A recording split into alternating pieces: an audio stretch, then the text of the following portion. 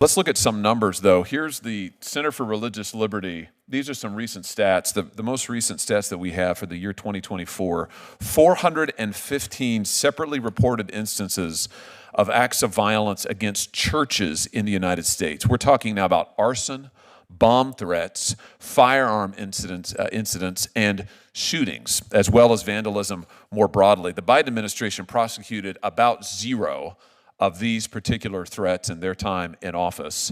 What do you think it says that we're seeing this massive uptick in violence against people of faith, against Christians?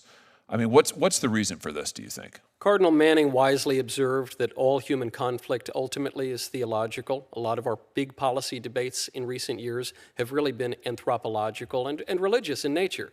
What is a man? What is a woman? These kinds of questions. And there is no doubt, Senator, that the attacks, widespread and increasing, on churches has been underreported and ignored in some cases entirely. You know, there's been a lot of dispute over where the violence lies, on the left or on the right, and we've observed, now it seems, I think, indisputable that it's mostly on the left, but in earlier years, it has been observed that a lot of incidents just don't appear on the registers.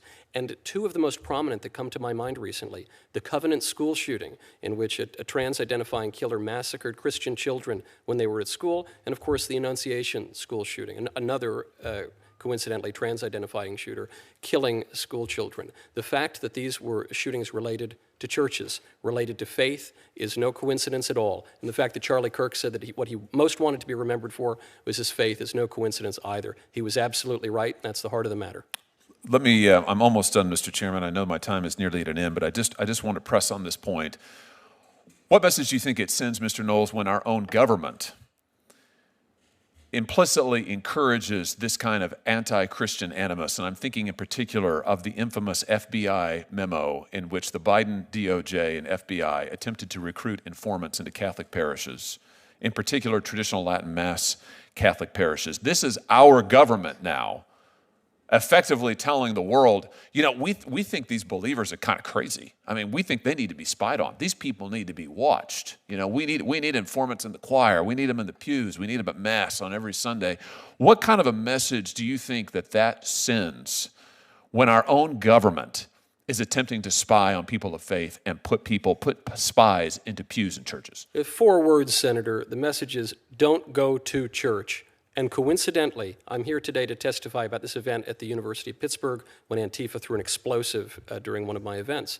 The FBI reached out to me afterward. They asked if I would speak, and I said no, because the story had just come out that the FBI had been infiltrating Catholic parishes under the Biden administration. We know that the DOJ had been prosecuting nuns, had been going after pro-lifers, had been going after Christians broadly, and I couldn't take that risk.